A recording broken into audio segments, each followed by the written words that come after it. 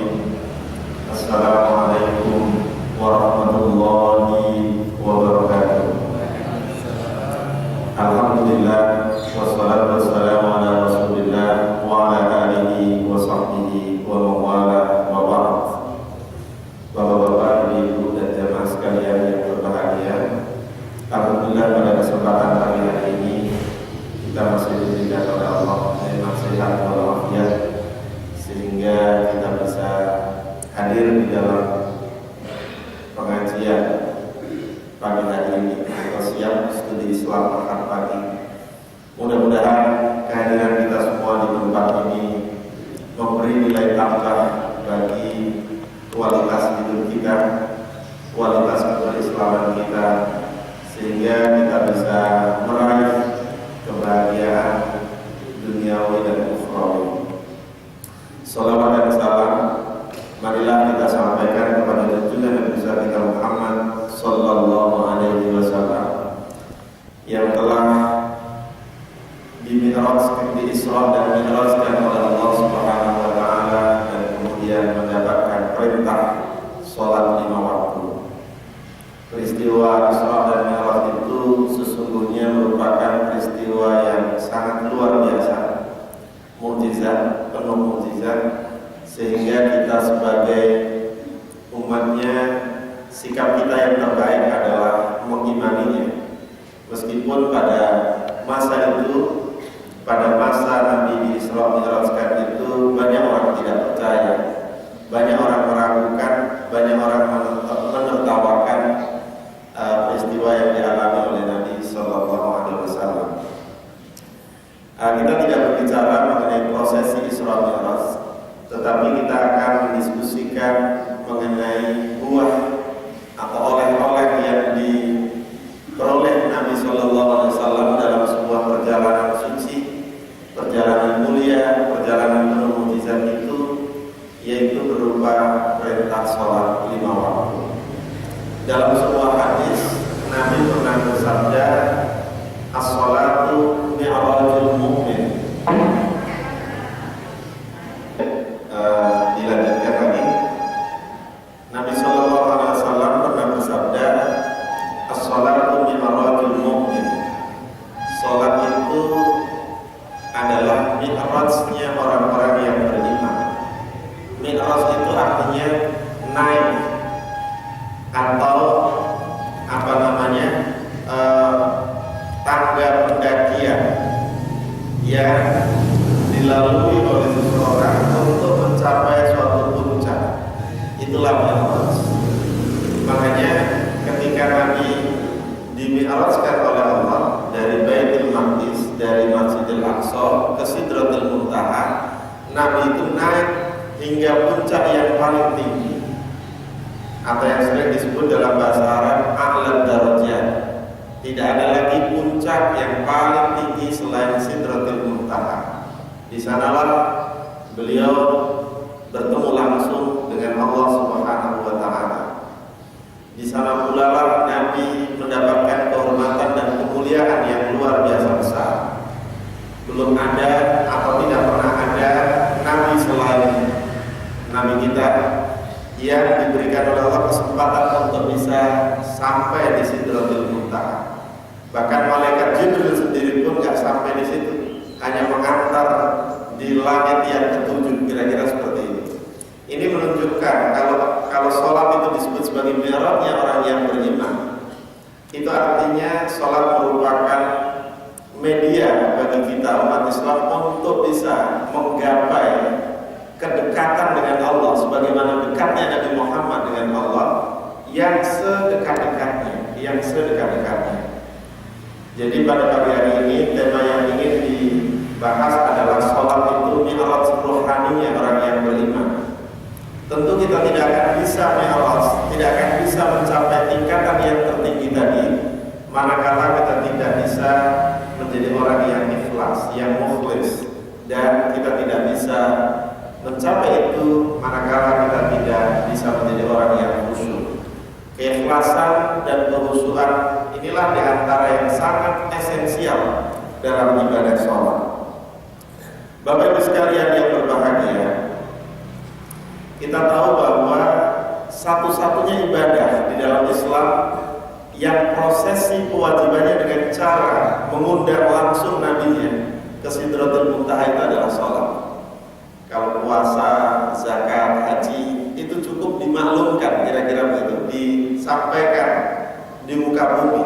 Tetapi untuk sholat tidak hanya sekedar disampaikan melalui ayat, melalui wahyu, tetapi juga dengan cara Nabi diundang ke sana, diajak ke sana.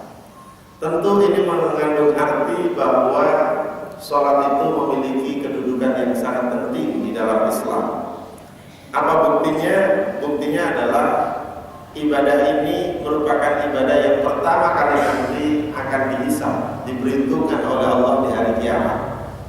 Inna awwalu ma yuhasabu bihil abd yaumal qiyamah as-shalah. Ibadah pertama kali yang akan dihisab, dihitung, diperhitungkan oleh Allah di hari kiamat adalah sholat. Siapa yang sholatnya baik, maka insya Allah amal ibadahnya yang lain itu baik. Tetapi jika sebaliknya sholatnya buruk, sholatnya tidak baik, maka ibadah-ibadah atau amalan-amalan yang lainnya juga tidak baik.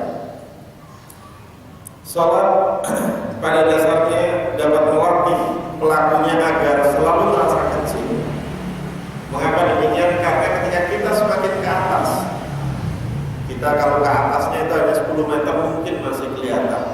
Tapi kalau semakin ke atas dan ke atas, itu kita semakin tidak kelihatan, semakin sangat kecil.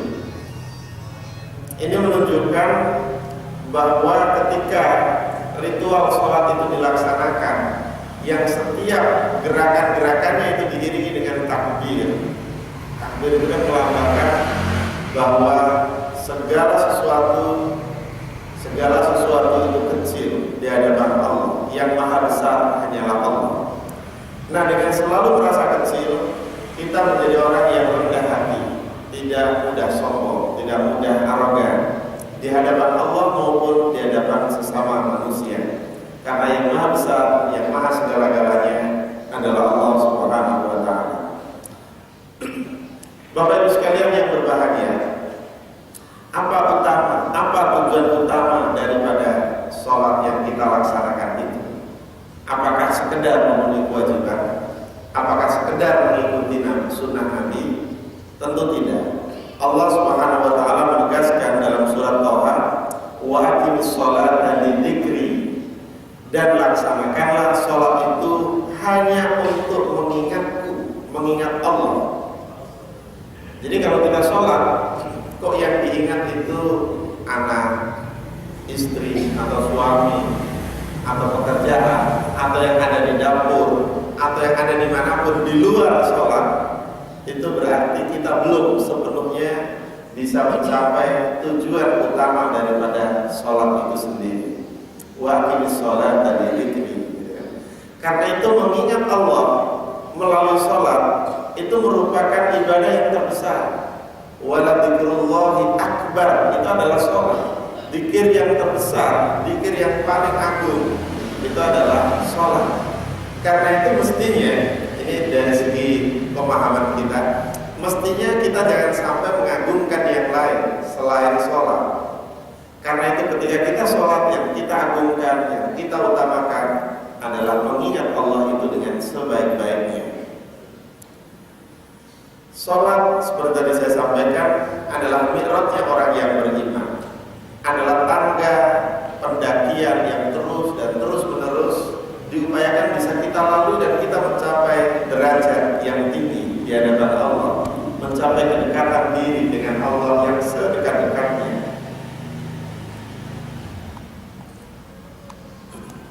Selain daripada yang tadi saya sampaikan bahwa sholat itu merupakan amal yang pertama kali dihisab oleh Allah, di dalam hadis yang lain juga dinyatakan bahwa sholat itu tiang agama. Kalau kita ibaratkan bangunan inilah sholat, tiang-tiang yang menyangga, yang menopang seluruh bangunan ini adalah tangga, adalah tiang itu. As-sholatu imaduddin, faman aqamaha, kata Nabi, faqad aqamaddin, wa man hadamaha faqad hadamaddin. Ini mengandung arti bahwa jika sholat itu ditinggalkan, berarti kita telah merusak agama. Sebaliknya jika sholat itu kita laksanakan dengan baik, kita telah menegakkan agama kita. Jika sholat tidak dikerjakan, itu sama artinya kita merusak agama kita itu sendiri atau diri kita itu sendiri. Kemudian sholat itu juga merupakan bukti kebergantungan hamba kepada Allah, karena pada dasarnya kita selalu membutuhkan, pada dasar kita selalu merasa perlu pertolongan dari Allah Subhanahu wa Ta'ala. Makanya dalam salah satu ayat yang kita baca dalam surat Al-Fatihah ketika sholat itu adalah kita berikrar, kita berkomitmen, iyyaka na'budu wa iyyaka nasta'in. Hanya kepadamu kami memohon pertolongan, dan hanya kepadamu kami beribadah, dan hanya kepadamu pula kami memohon pertolongan. Dua hal ini, ibadah dan pertolongan, itu dua hal yang tidak dapat dipisahkan. Menurut Ibnu Qayyim Al-Jauziyah, orang mukmin yang sholat sesungguhnya orang yang merasa betul-betul di dalam dirinya ada kebutuhan untuk mendekat, ada kebutuhan untuk dibantu, ditolong oleh Allah Subhanahu wa Ta'ala. Makanya aneh kalau kemudian manusia merasa tidak butuh kepada Allah. Kan kita hidup ini tidak pernah bisa luput dari intervensi atau dari pertolongan Allah Subhanahu wa Ta'ala.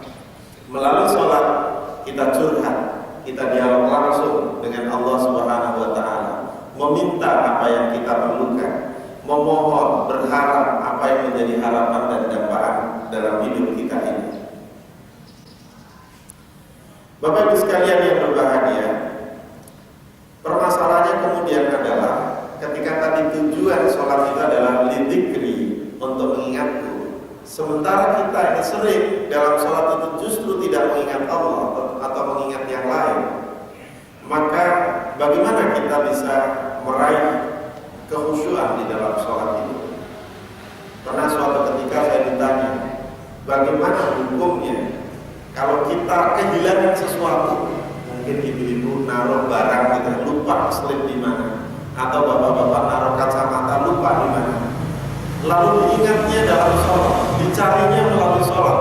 Katanya kalau sholat itu ketika kita tadi kelupaan naruh di mana, itu justru ingat datang pada saat sholat itu. Nah, bagaimana itu hukumnya, atau bagaimana sholat yang seperti ini? Saya jawab bahwa sholatnya tetap sholat.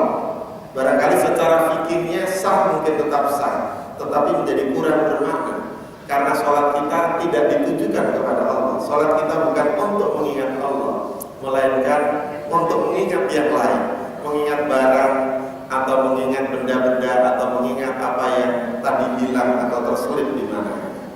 Itulah godaan setan. Jadi godaan setan itu begitu dahsyat ketika seseorang itu akan melaksanakan sholat. Kelihatannya ada setan tertentu yang memang ditugaskan oleh dedengkotnya setan iblis untuk menggoda manusia supaya sholatnya itu tidak khusyuk, supaya sholatnya itu ingat yang lain. Kadang-kadang baru takbir saja itu kemudian sudah kemana-mana konsentrasi kita, atau sudah kemana-mana ingatan dan pikiran kita. Nah, karena itu Nabi Sallallahu Alaihi Wasallam bersabda, "Udkuril mauta fi sholatika, fa inna rajula idza dzakara al-mauta fi sholatihi la hariyun an yuhsina sholatahu." Kata Nabi, ingatlah mati dalam sholat. Sholat, ingat mati di sini maksudnya membayangkan bahwa sholat yang dilaksanakan itu adalah sholat pamitan, sholat wada, sholat yang terakhir. Itu artinya ingat mati, bukan berarti ingat ketika sholat lalu ingat mati itu lantas tidak ingat kepada Allah, tidak. Tetapi kita membayangkan, kita menghadirkan suasana di dalam diri kita bahwa itu seolah-olah sholat yang terakhir. Karena apabila seseorang mengingat mati dalam sholat, ini kata Nabi, niscaya ia akan bersusah payah memperbaiki sholat. Memperbaiki sholatnya itu bukan berarti sholatnya diulang-ulang, gitu ya. Tapi dari awal sebelum sholat hingga sholat itu betul-betul diusahakan dengan melaksanakan yang terbaik, melaksanakan sholat yang terbaik.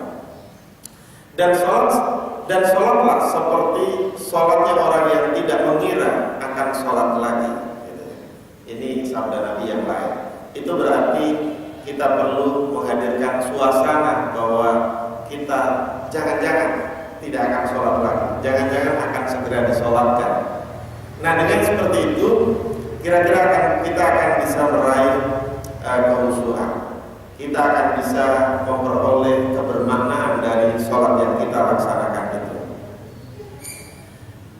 Bapak Ibu sekalian yang berbahagia, sholat yang khusyuk itu dalam Al-Quran merupakan ciri dari orang-orang beriman yang beruntung. Qad aflahal mu'minun alladzina hum fi sholatihim khashi'un. Jadi Al-Quran ingin mengatakan bahwa tidak semua orang mukmin itu beruntung. Yang beruntung itu salah satunya adalah yang bisa sholat dengan khusyuk. Kalau kita baca lagi ayat yang lain, Allah juga sebetulnya mengkritik orang yang sholat. Fawailul lil musallin alladzina hum an sholatihim sahun alladzina hum yura'un wa yamna'una al-ma'un. Celakalah orang yang sholat. Ini kan kritik Allah yang luar biasa. Berarti tidak semua orang yang sholat itu dianggap sholatnya khusyuk atau sholatnya bermakna. Kalau Allah mengatakan celakalah orang yang sholat saja ada kemungkinan celaka, apalagi yang nggak sholat, gitu kan? Itu artinya bahwa kita diperintahkan oleh Allah agar jangan sampai sholat kita itu termasuk yang celaka tadi, gitu. Celaka dalam pengertian tidak memberi efek apapun pada diri kita. Sholat dilaksanakan, maksiat juga jalan terus. Nah, seperti itu.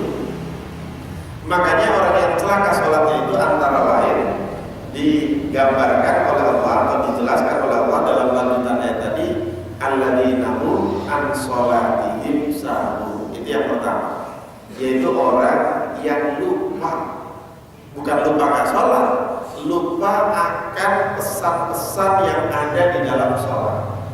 Kita ambil contoh secara sederhana. Ketika kita takbir Allahu Akbar, apa sebetulnya pesan, nilai, ajaran yang harus kita ambil? Kalau Allah itu Maha Besar dan kita selalu menyatakan Allahu Akbar, berarti kita harus merasa kecil. Kita tidak boleh sombong, kita tidak boleh arogan, tidak boleh sok kuasa, gitu kan? Tapi kalau ada orang sholat tetapi juga masih arogan, masih sok kuasa, masih semena-mena, itu berarti termasuk yang tadi alladzina hum an sholatihim sahun. Kita ambil yang terakhir di tengah-tengah, mungkin nanti kita bicarakan di tempat lain, yaitu sholat diakhiri dengan bacaan salam sambil menengok ke kanan dan ke kiri. Apa makna salam? Apa pesan yang ingin Allah sampaikan kepada kita? Mengapa salam itu dengan menoleh kanan dan ke kiri? Ini bukan berarti salam kan artinya perdamaian, salam kan artinya kesejahteraan, keselamatan. Berarti ketika selesai sholat kita harus berusaha untuk mewujudkan minimal perdamaian di dalam lingkungan keluarga kita. Kita tidak boleh menyakiti orang lain yang membuat dirinya terancam. Kita tidak boleh meneror, kita tidak boleh melakukan tindak kekerasan. Itulah pesan dari sholat ketika kita mengucapkan salam. Ini belum lagi bacaan-bacaan yang lainnya dari sholat. Pasti maknanya jauh lebih dalam, jauh lebih luas. Berarti kritik Allah terhadap orang-orang yang sholat tadi menunjukkan bahwa sholat itu memang harus bermakna. Sholat itu harus bisa diterjemahkan ke dalam sikap dan perilaku kita sehari-hari. Jangan sampai kita sudah sholat tetapi perilaku kita seperti belum sholat. Kalau saya boleh bertegas, jangan sampai orang melakukan sholat itu hanya sekedar untuk lipstik, untuk pencitraan, gitu kira-kira ya. Padahal korupsi majalah korupsi terus dilakukan. Gitu. Nah, bagaimana statusnya sholat yang demikian itu? Nabi pernah bersabda, la sholata kata tidak dianggap sholat atau sholatnya dianggap nol, gitu ya. Lima lam tanha sholatu anil fahsya'i wal munkar. Tidak dianggap sholat orang yang sholatnya itu tidak dapat mencegah dirinya dari perbuatan keji dan munkar. Artinya kalau ada orang mengaku sudah sholat atau secara formalnya sudah sholat, tetapi perbuatannya masih tidak baik, masih terus maksiat, maka kata Nabi itu sholatnya dianggap sia-sia. Dengan kata lain, kembali kepada ayat tadi, orang mukmin yang beruntung itu adalah orang mukmin yang sholatnya khusyuk, yang sholatnya bermakna, yang sholatnya bisa mempengaruhi kepribadiannya, integritasnya sehingga berakhlak mulia. Bapak Ibu sekalian yang berbahagia,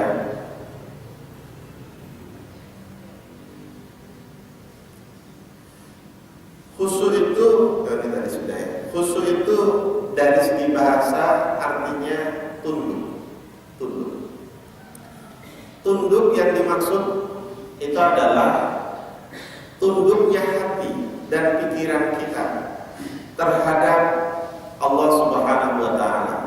Atau dengan kata lain, sholat yang khusyuk itu adalah sholat yang pelakunya mampu menundukkan hati dan pikirannya sehingga terkonsentrasi, terfokus pada pelaksanaan sholat itu saja, tidak kemudian terpecah belah kemana-mana konsentrasi kita itu. Nah, ini tentu butuh latihan spiritual, tentu tidak bisa serta-merta. Makanya kalau sholatnya anak-anak itu bagaimana kita tahu ya, anak-anak sholat sambil noleh kanan kiri, sambil senggol sana senggol sini, kadang-kadang sambil tertawa, itulah anak masih belajar. Berarti baru sekedar belajar sholat secara fisik. Ya namanya anak-anak belum bisa menundukkan hati. Nah, kita orang dewasa tentu dituntut untuk mampu bisa menundukkan hati kita. Dan itu mungkin merupakan hal yang sangat berat. Karena apa? Karena di dalam hati inilah, atau hati inilah yang seringkali digoda, dibuat ragu, dibuat bimbang oleh setan. Makanya kadang-kadang, sekali lagi kadang-kadang, dan pasti kita pernah mengalami, tadi itu saya sudah 2 rakaat, apa sudah 3 ya, 4 atau baru 3. Nah, itulah tandanya bahwa godaan itu demikian berat, demikian besar dari diri kita sendiri sebetulnya, atau dari setan yang selalu yuwaswisu fi sudurin nas itu. Dan Al-Quran sendiri secara tegas mengatakan bahwa sholat yang khusyuk itu tidak mudah. Sholat yang khusyuk itu sangat berat. Di dalam surat Al-Baqarah Allah menyatakan wasta'inu bis-shabri was-shalah, katanya innaha lakabiratun illa 'alal khashiyin. Sholat itu sungguh berat kecuali bagi orang-orang yang khusyuk. Berarti untuk bisa khusyuk itu berat sekali. Nah, nanti akan kita jelaskan bagaimana kita kiat-kiat meraih khusyuk itu.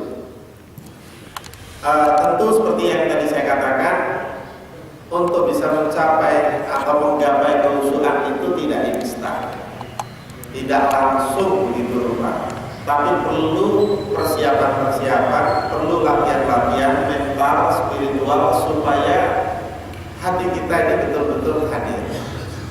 Makanya Imam Al-Ghazali dalam bukunya Ihya Ulumuddin, beliau mempertegas esensi dari khusyuk itu adalah hudurul qalb, hadirnya hati itu.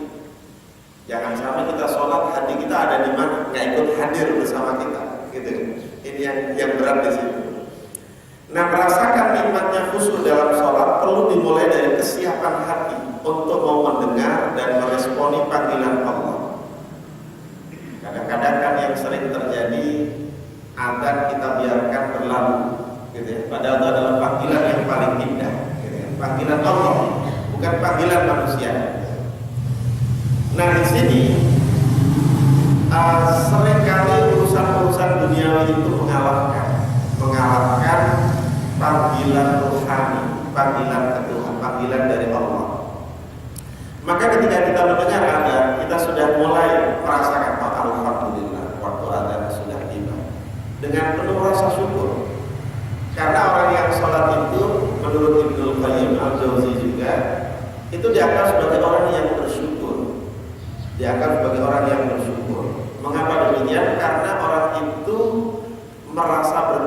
kasih kepada Allah karena masih diberi kesempatan untuk sholat lagi.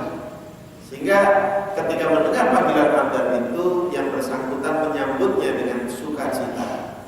Jangan adzan lagi, aduh sudah adzan. Atau kalau lagi pagi, aduh tidur masih enak, selimutnya makin dirapetin gitu ya. Nah, itu berarti tidak mensyukuri mendengar adzan. Jadi sholat yang khusyuk itu dimulai dari situ, dimulai dari kepentingan dan kebersihan hati kita. Dan kita merasakan rindu untuk bertemu Allah. Karena bagaimana kita bisa khusyuk kalau kita tidak posisinya itu seperti hubungan dengan sang kekasih. Allah itu adalah kekasih kita. Allah itu maulana, kekasih dan pelindung kita. Jadi ketika kita dipanggil, berarti ini ada kesempatan untuk bertemu. Jadi sesekali mungkin sholat itu harus dibayangkan seperti ketika bapak ibu dulu pacaran gitu. Wah, kalau ketemu itu kan kadang-kadang semuanya pun terlupakan. Atau dalam nyanyian itu digambarkan pokoknya semuanya serba rasanya enak gitu. Walaupun tapi katanya jadi rasanya rasa coklat gitu. Rasanya enak gitu. Itu karena kita karena hati kita itu ikut hadir dan terlibat di sini. Coba kalau kita benci, baru mendengar suaranya, belum melihat orangnya, itu pun kita sudah buat muka atau sudah ogah gitu ya, sudah tidak ingin bertemu. Nah, kita diberi kesempatan oleh Allah untuk bertemu dengan sang kekasih itu. Nabi SAW pernah bersabda, tiada seorang yang merasa dipanggil untuk menunaikan sholat fardu, lalu ia memperbaiki wudu, khusyuk dan rukunya, melainkan sholatnya itu menjadi penghapus dosa setahun sebelumnya, selama ia tidak mempunyai dosa besar. Ini juga sebuah motivasi dari Nabi, bahwa jika kita selalu merasa dipanggil oleh Allah, kita merespon dengan baik, kita memperbaiki wudu kita buat sebaik mungkin, lalu kita sholat yang khusyuk, maka ada harapan di situ. Dosa-dosa yang pernah kita lakukan sebelumnya selama setahun ini dalam hadis ini, itu akan diampuni oleh Allah Subhanahu wa Ta'ala. Bapak Ibu sekalian yang berbahagia, Imam Al-Ghazali memberikan kiat-kiat agar kita dapat merasakan nikmatnya sholat khusyuk.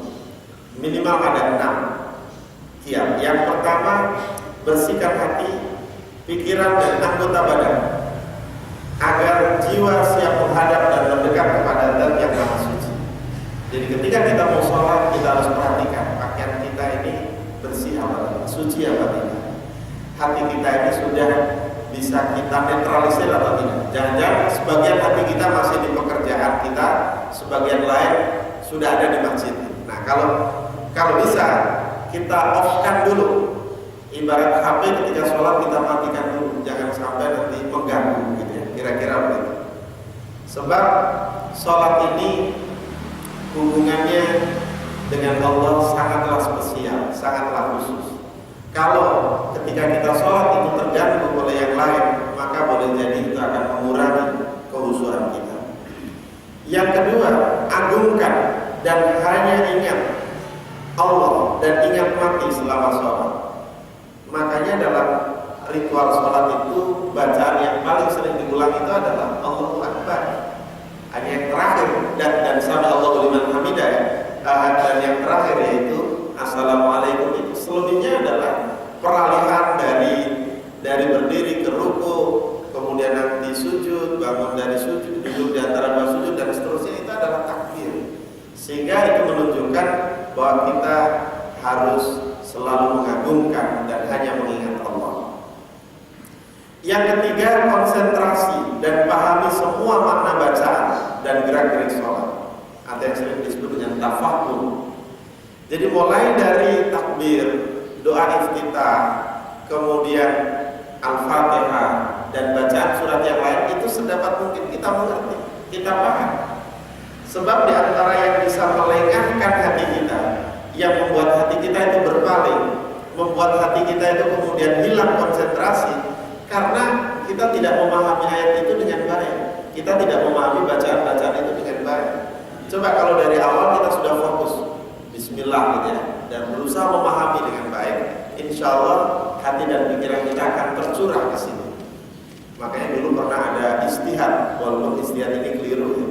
Salah seorang siapa ya, Gus Roy atau Kiai Roy yang ada di Malang, supaya paham sholatnya harus diterjemahkan. Jadi selain Allahu Akbar juga ditambah Allah Maha Besar. Saya ngeri juga kalau itu diterjemahkan ke dalam bahasa Betawi, jadi gimana? Allahu Akbar, Allah gede banget, gitu kan ya. Gimana? Coba basmalah diterjemahkan juga, jadi tidak praktis. Nah, pemahaman itu tidak, ini kritik saya, pemahaman itu tidak bergantung kepada terjemahan. Pemahaman itu bergantung kepada kontak dan interaksi hati kita dengan isi dari ayat-ayat atau bacaan-bacaan dalam sholat yang kita baca.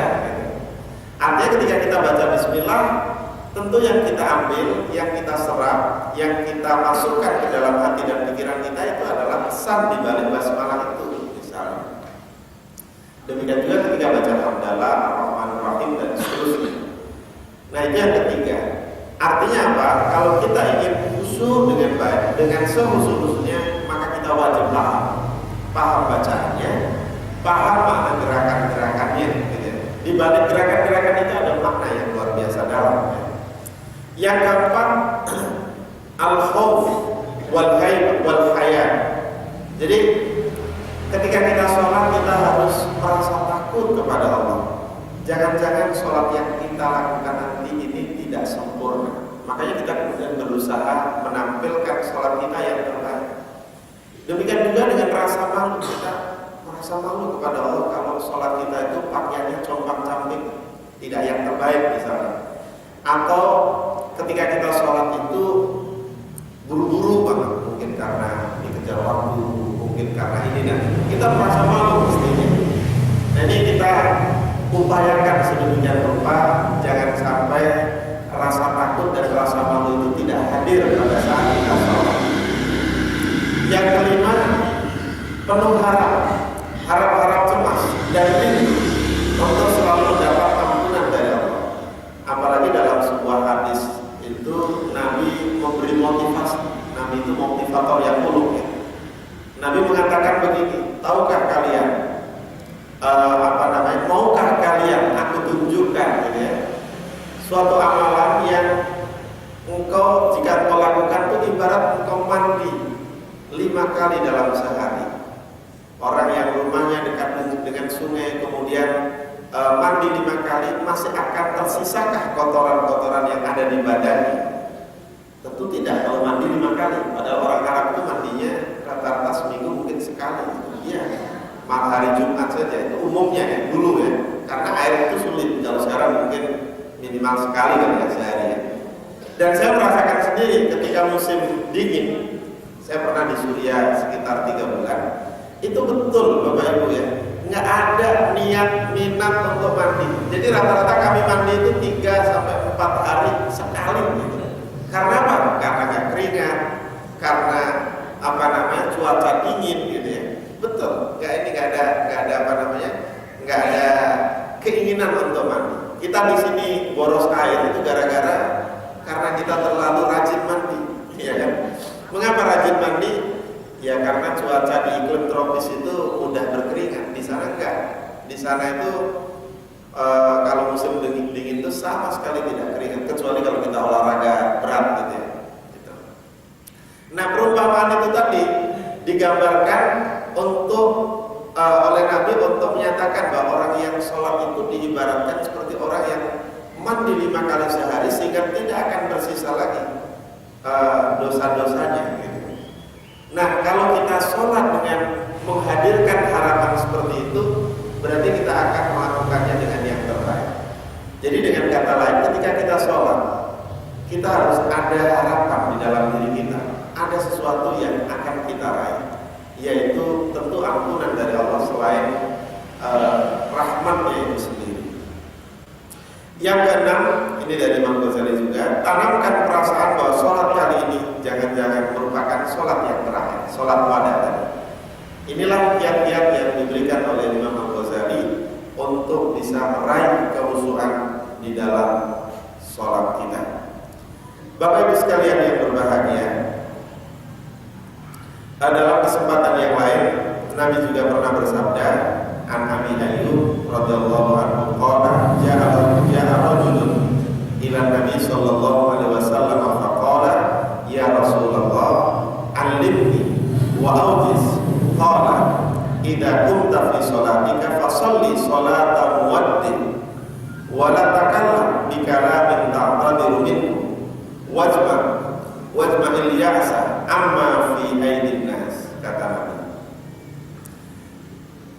Ada seorang yang datang menemui Rasul dan minta diajari sesuatu secara ringkas. Kadang-kadang orang itu kan pengennya to the point gitu ya.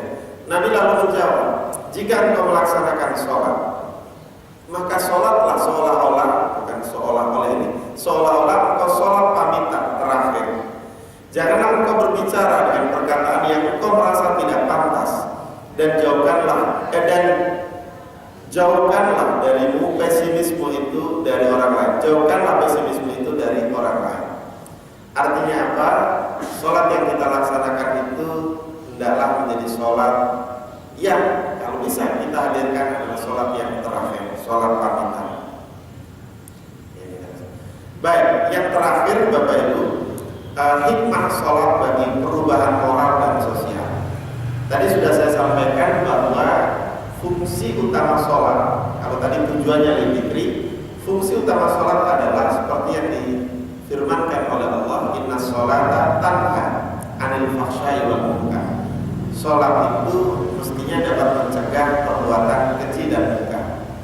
Menarik kita garis bawahi dalam ayat itu. Dalam ayat itu Allah menggunakan kata tanha, fi'il mudhari'.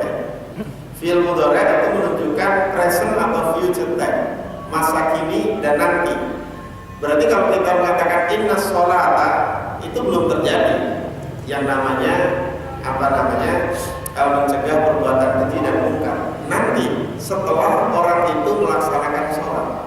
Artinya buah dari ibadah sholat itu mestinya membuat kita yang sholat dapat mencegah perbuatan keji dan yang munkar.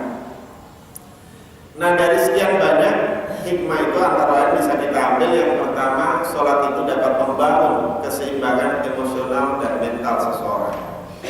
Mengapa demikian? Karena sholat itu didahului dengan bersuci, dengan berwudu. Ketika seseorang dalam kondisi galau, dalam kondisi ada amarah misalnya, lalu berwudu dan sholat, itu insya Allah bisa dinetralisir rasa kemarahan dan kegundahannya itu. Jadi sholat mampu menetralisir perasaan-perasaan tidak enak, perasaan jengkel dan sebagainya. Yang kedua, sholat itu membangun energi baru dan gairah hidup yang positif, sehingga melahirkan perilaku yang bermoral, berakhlak mulia. Ketika kita misalnya di siang hari penat, pusing, stres karena pekerjaan menumpuk, datang waktu sholat, lalu kita berwudu, kita basahi muka kita dan anggota badan kita yang lain, kita insya Allah jadi segar. Allah itu tahu persis mengapa pengaturan waktu sholat itu diletakkan sedemikian rupa. Kenapa tidak ditumpuk atau dirapel begitu saja? Katakanlah orang itu lagi tidak sibuk, itu misalnya pulang kerja, ya sudah sholat itu jam 8 malam, rapel semua. Kenapa tidak seperti itu? Pasti ada hikmahnya. Mengapa ada maghrib, ada isya, ada subuh, ada zuhur, ada asar. Nah, di saat-saat seperti itu kalau dianalisis lebih jauh, manusia memang sedang membutuhkan sentuhan rohani. Manusia sedang membutuhkan komunikasi dengan Allah. Ya kan? Karena sebagian besar waktu kita untuk komunikasi itu jangan-jangan lebih banyak untuk manusia, untuk sesama. Tapi Allah mengingatkan, dari sekian banyak waktu yang kita lalui dalam hidup ini, mestinya ada waktu-waktu di mana kita harus berkomunikasi dengan Allah. Itulah sholat medianya. Yang ketiga, sholat dapat meningkatkan kualitas spiritual, sehingga berusaha untuk terus meningkatkan kualitas diri. Mengapa? Karena bacaan-bacaan dalam sholat itu semuanya baik, semuanya mengandung harapan, semuanya mengandung doa, semuanya mensugesti kita kalau kita betul-betul memahaminya.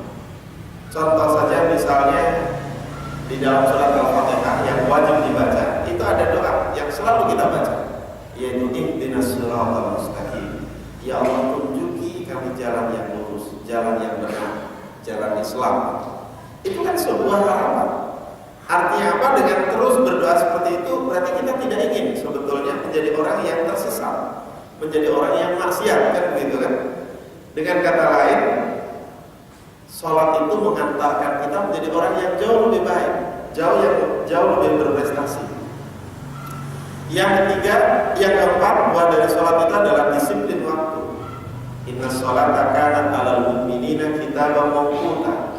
Pengaturan waktu-waktu sholat itu pada akhirnya sebetulnya diharapkan kita orang yang sholat itu menjadi orang yang disiplin.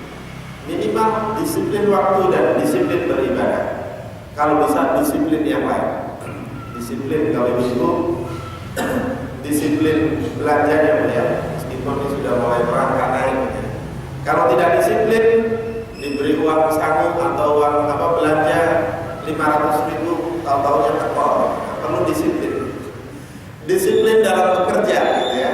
Disiplin berlalu lintas. Nah, sekarang di masyarakat kita ini kurang antara kedisiplinan. Di mana-mana macet itu salah satu faktornya nggak disiplin. Di samping mungkin kebanyakan manusia dan sempitnya jalan raya, tetapi disiplin tetap menjadi salah satu faktor yang menentukan keberhasilan hidup kita. Yang kelima, sholat itu melatih atau merupakan latihan kita untuk berkonsentrasi. Ini pernah ada riset yang dilakukan di luar negeri, di Amerika. Tetapi risetnya itu terhadap orang yang bermeditasi, orang yang melakukan yoga. Disimpulkan bahwa mereka yang rajin melakukan meditasi dan yoga itu jauh lebih bisa berkonsentrasi. Orang kemudian berpandangan dikaitkan dengan sholat, oh sholat jauh lebih bisa mengantarkan kita berkonsentrasi. Kalau kita konsentrasinya kepada Allah, berarti nanti ketika kita di luar sholat, kita pasti bisa jauh lebih berkonsentrasi dengan apa yang kita lakukan, dengan pekerjaan kita, dengan tugas-tugas sehari-hari kita. Yang berikutnya, sholat membentuk kepribadian seseorang menjadi lebih sabar dan teruji. Karena itu Allah memerintahkan kita tadi dalam surat Al-Baqarah, wasta'inu bis-sabri was-shalah. Ada beberapa ulama tafsir yang berpendapat mengapa sabar dan sholat ini dirangkai dalam satu redaksi ayat. Dan hendaklah engkau menjadikan sabar dan sholat itu sebagai penolong. Sebagai penolong itu kalau bahasa kita itu sebagai solusi, sebagai pemecah berbagai persoalan yang kita hadapi. Rupanya ketika kita sholat, salah satu yang digoda oleh setan itu adalah kita sholatnya ngebut, sholatnya tidak tenang, tidak tartil bacaannya, gitu ya. Itu berarti kita digoda untuk tidak sabar. Seringkali kita merasa kelamaan, padahal sholat itu ya mayoritas kan ya 5-10 menit gitu ya. Tapi merasa kadang-kadang lama dan pengen segera meninggalkan tempat itu. Itu berarti memang ujian kesabaran kita belum sepenuhnya lulus gitu ya. Makanya mintalah tolong ya, wasta'inu bis-sabri gitu ya, dengan sabar dan sholat gitu. Itu berarti sabar dan sholat itu merupakan satu kesatuan yang utuh. Ibarat mata uang itu dua sisi mata uang itu. Kita bisa sabar karena kita sholatnya baik. Demikian pula kalau sholatnya baik, insya Allah kita bisa sabar. Atau kalau kita bisa sabar, sholat kita juga akan jauh lebih baik. Kesabaran itu berarti ketahanan diri kita dalam menghadapi berbagai hal, termasuk godaan-godaan tadi. Bapak Ibu sekalian yang berbahagia, selain tadi khusyuk, sholat juga harus ikhlas, sholat juga harus tulus. Makanya salah satu redaksi perintah sholat di dalam Al-Quran itu dikaitkan dengan keikhlasan. Fasholli li rabbika, maka sholatlah semata-mata karena li di situ itu ya, menunjukkan arti kekhusyuan, keikhlasan. Li rabbika, karena Tuhan wanhar, dan berkorbanlah. Ikhlas itu antara lain berarti ketaatan, memaksudkan ketaatan itu hanya kepada Allah. Ifradul haqqi subhanahu bil qasdi fit ta'ah. Jadi kalau kita ikhlas, ketaatan kita itu hanya terfokus, hanya tercurah, hanya dikhususkan kepada yang kita taati, yaitu Allah Subhanahu wa taala. Ibnu Qudamah berpendapat bahwa ikhlas itu antonim, lawan kata dari isyrak, menyekutukan, menduakan. Artinya ketika kita sedang sholat misalnya, lalu yang kita ingat itu di luar sholat, itu sebetulnya kita sudah dalam tanda petik sudah menduakan Allah, ya kan? Menduakan Allah. Wajah kita, fisik kita menghadap Allah, tetapi hati kita tidak ke sana. Itu berarti kita kurang ikhlas. Kita kurang memfokuskan ketaatan itu kepada Allah Subhanahu wa taala. Nah, ikhlas dalam bertauhid itu lawannya syirik. Lawannya syirik. Karena apa? Karena ketika orang itu tidak memurnikan tauhidnya, ya menyebut Allah, menyatakan la ilaha illallah, tetapi pada saat yang sama misalnya dia percaya kepada jimat, percaya kepada paranormal dan sebagainya, itu berarti dia sudah tidak ikhlas dan sudah musyrik atau sudah melakukan syirik. Syirik itu sendiri ada beberapa tingkatan. Ada syirik jali yang nyata, yang jelas-jelas. Orang datang ke tempat-tempat yang dianggap keramat, minta-minta di sana, itu jali jelas. Nah, yang khafi ini, syirik yang kedua, yang samar-samar ini yang rawan kita lakukan karena saking samarnya. Syirik khafi itu, nah, dalam sebuah hadis dinyatakan antara lain bentuknya adalah riya. Nabi Shallallahu Alaihi Wasallam bersabda, "Akhwafu ma akhafu alaikum asyirkul asghar." Qalu wa asyirkul asghar ya Rasulullah? Qala ar-riya. Yang paling aku khawatirkan menimpa kalian itu adalah syirik kecil. Syirik kecil. Syirik kecil itu bisa jadi besar kalau sering dilakukan, ya.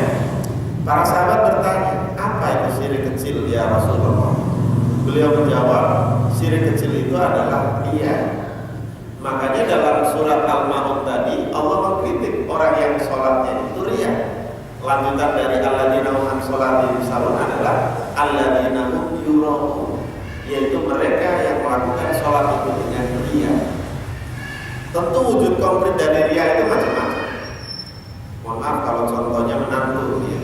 Kalau menantu sholat di belakang mertua, berusaha untuk kelihatan, sekali lagi untuk kelihatan.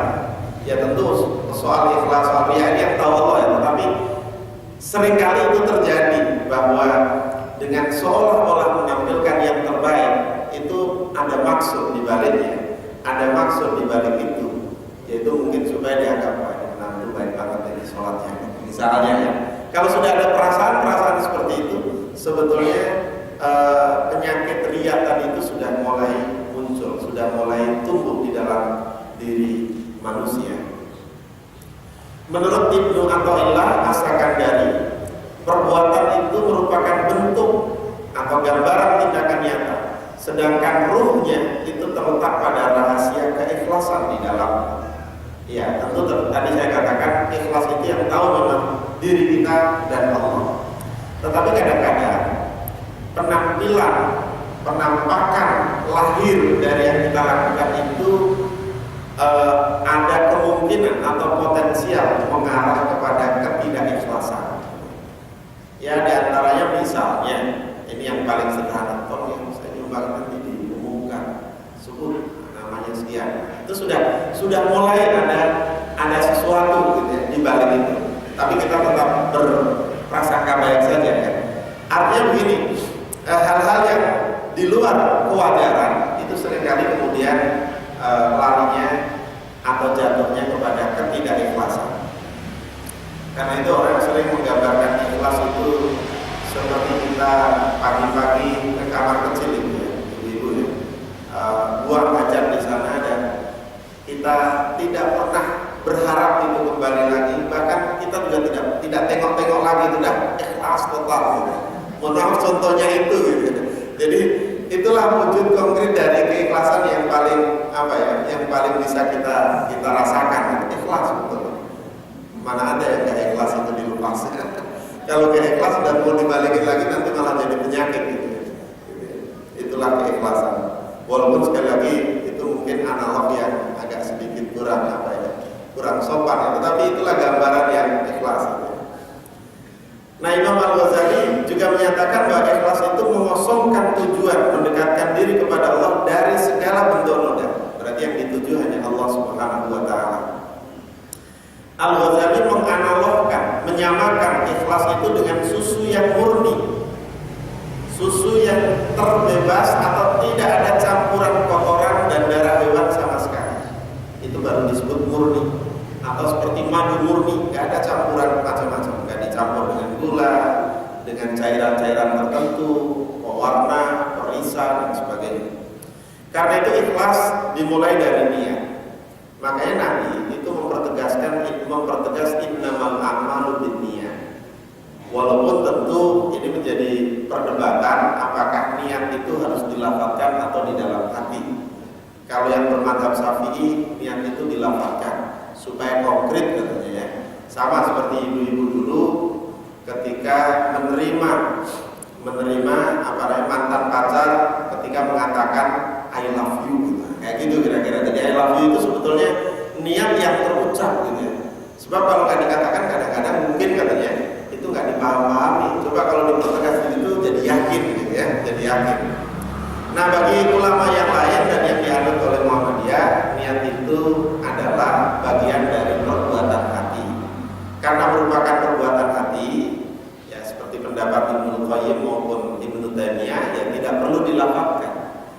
Kalau hati kita sudah tergerak, hati kita sudah ada keinginan untuk melakukan sesuatu, itulah niat.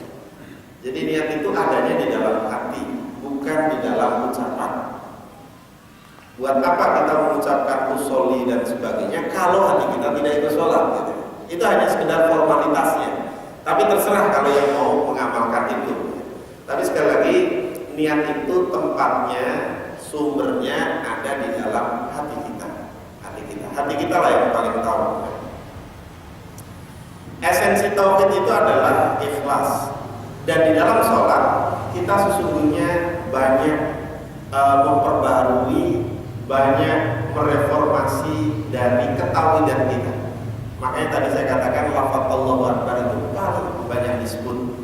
Bismillah juga paling banyak disebut gitu ya.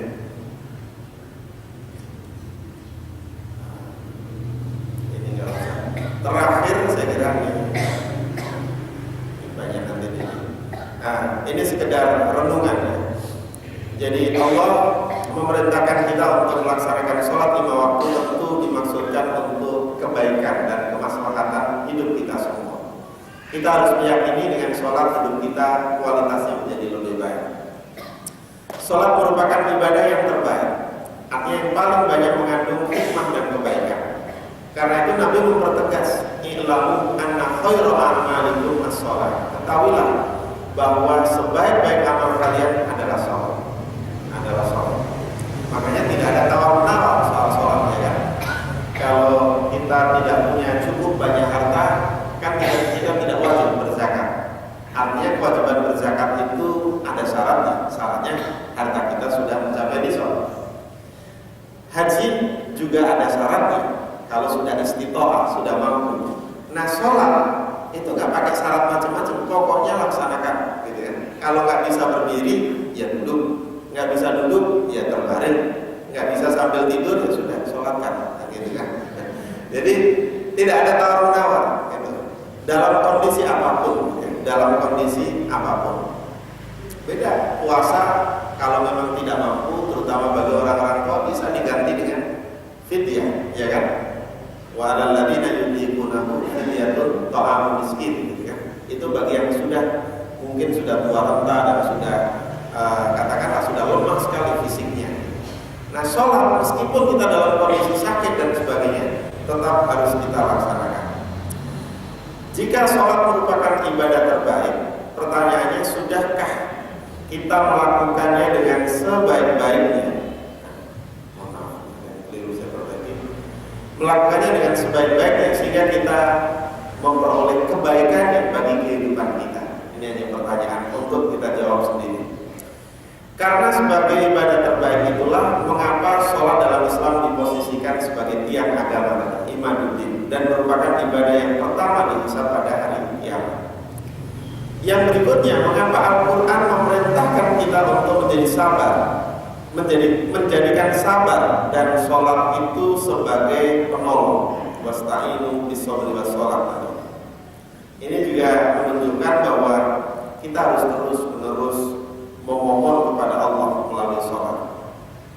Dalam ayat yang lain Allah menjelaskan kepada kita bahwa salah satu penyebab orang masuk neraka sakor, itu adalah karena meninggalkan sholat. Masalah aku fi sakor, qalu, kata penghuni neraka sakor, lam naku minal musholin. Dulu saya tidak sholat sehingga masuk neraka. Walam naku nut'imul miskin, dan juga tidak mau memberi makan kepada orang miskin. Akan tetapi, mengapa dalam ayat yang lain Allah juga mengkritik dan menganggap celaka orang yang sholat? Tadi ayatnya sudah saya bacakan. Fawailul lil musholin. Nah, dengan begitu, agar kita tidak celaka dalam sholat, maka kata kuncinya dua tadi, meskipun nanti mungkin masih bisa ditambah yang lain. Dua itu tadi adalah ikhlas dan khusyuk.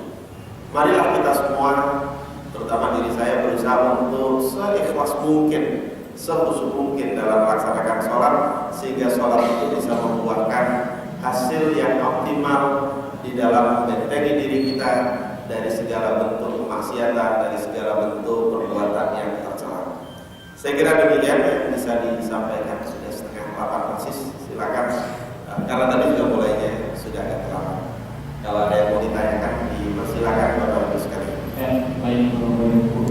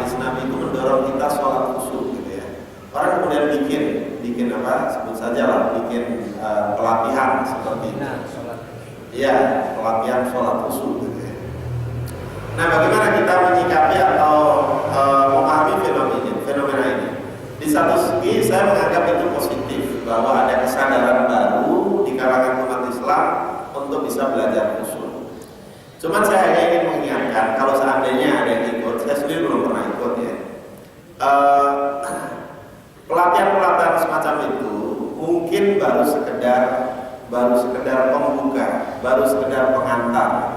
Untuk selanjutnya kita sendiri sebetulnya yang bisa. Jangan sampai nanti begini, kita bisa merasakan sholat khusyuk ketika dibimbing saja, ketika berada dalam komunitas itu, dalam pelatihan itu. Tapi setelah selesai itu hilang balik lagi gitu, balik lagi. Sama seperti misalnya saya pernah ikut pelatihan ISG yang dilakukan oleh Ali Ginanjar itu, ya saya hanya melihat dari dekat karena waktu itu saya diikutkan pelatihan bukan karena saya mendaftar, karena saya betul-betul disuruh ikut supaya ketika menerjemahkan buku itu kebetulan sudah diterjemahkan ke dalam bahasa Arab dan salah satu penerjemahnya saya melihat memang di situ namanya pelatihan ya, yang dijual itu kan dalam tanda petik ya, yang dijual itu kan antara lain suasananya di kanan kiri gelap semua itu, kainnya hitam gitu ya. Kemudian kayaknya ada juga di antara instruktur itu yang sengaja mancing-mancing dengan nangis-nangis dulu, kemudian merembet ke yang lain gitu. Diciptakan suasana seperti itu. Nah, saya nggak tahu pelatihan sholat khusyuk ini seperti apa, tapi bagi saya kalau mau mencoba ya silakan saja. Yang pasti begini, kalau menurut saya, mari kita pelajari kembali lagi fikih sholat itu dengan baik. Kita pahami lagi bacaan-bacaan sholat itu dengan sebaik-baiknya. Lalu kita coba melatih diri kita sendiri. Sebetulnya untuk sholat ini saya secara pribadi ya tidak terlalu merekomendasikan ya, secara pribadi tidak terlalu merekomendasikan harus ikut latihan-latihan seperti itu. Tapi kita bisa mandiri asal kita ada kemauan untuk belajar mendalami kembali setiap hal yang terkait dengan sholat itu kita kaji sedemikian rupa. Bahkan yang terakhir saya sempat buka internet dan saya dapati dari sebuah website, dan di website ini Asror Asy-Syifa Bisolat. Sholat itu sudah diposisikan dianggap sebagai terapi itu sendiri, terapi jiwa kita dan yang lain-lain. Di tulisan ini, Bapak Ibu, antara lain dinyatakan bahwa sholat itu misalnya bisa menjadi terapi. Tentu nanti jangan sampai gini, jangan sampai nanti dibalik, saya mau sholat karena saya sakit ini, bukan itu. Tapi sholatnya harus tetap kepada Allah, hanya dampak yang bisa dirasakan, misalnya bisa membuat persendian-persendian yang ada di dalam tubuh kita itu bekerja dengan baik. Makanya kan rutin kan sholat itu kan 5 waktu ya. Kalau persendian itu sering digerakkan, itu akan berfungsi dengan baik, tidak akan mudah mengalami pengapuran misalnya. Yang kedua, sholat itu bisa juga membuat tulang penyangga di atas pinggul kita itu lebih bertahan lama, tidak mudah mengalami pengeroposan tulang. Ini di tulisan ini ada, nggak saya bacakan semua. Lalu sholat itu juga bisa menguatkan fungsi jantung kita, terutama ketika kita sujud. Posisi sujud itu ternyata adalah posisi yang paling rileks, yang paling baik bagi jantung kita. Selama ini kan kita sering melakukan aktivitas-aktivitas yang barangkali kurang sujudnya. Nah, itu pula rahasia dari sabda Nabi bahwa wa qurratu aini fi as-sujud, kalau nggak salah. Saya lupa bunyi lengkap dari hadis itu. Bahwa kata Nabi qurratu aini, kesejukan hati dan pikiran saya, kira-kira begitu, itu terletak ketika bersujud. Dan itu betul, setelah diteliti, posisi bersujud itu adalah posisi yang paling baik bagi kesehatan jantung kita. Nah, itu diantara ini ya. Nah, ini ada bagi ibu hamil juga begitu. Ini belum saya indikan ke semuanya. Termasuk tadi sholat itu bisa melatih konsentrasi, itu betul. Memang setelah diteliti, ketika kita sholat, urat-urat saraf yang ada, terutama di kepala kita, di otak kita, dan di seluruh anggota badan kita itu, yang tadinya tegang, yang tadinya stres, kira-kira begitu, karena banyak aktivitas yang menumpuk, ketika sholat itu dibuat relax lagi, dibuat menjadi lebih fresh lagi gitu. Nah, karena itu hemat saya tadi, kembali ke pertanyaan tadi, mari kita belajar kembali dan terus belajar, karena memang tidak pernah selesai sebetulnya kita belajar tentang sholat itu. Ada saja hal-hal yang baru. Kita coba maknai sedemikian rupa sehingga pemaknaan-pemaknaan itu ikut kita bawa, kita tanamkan dalam diri kita ketika kita sholat. Sehingga hasilnya sholat kita bukan sekedar gerakan, sholat kita bukan sekedar bacaan, sholat kita bukan sekedar fisik saja, tetapi semua totalitas dari diri kita, hati, pikiran, dan fisik kita juga ikut sholat. Intinya seperti itu, Pak. Jadi ya gini aja, kalau Bapak ingin coba ya silakan saja. Tapi kalau terlalu mahal dan tidak sebanding kira-kira dengan hasilnya, ya sudahlah, belajar secara mandiri atau berkonsultasi dengan yang lain sambil memantapkan bacaan maupun gerak-gerik dari sholat itu sendiri. Saya kira gitu, Pak. Masih ada yang lain?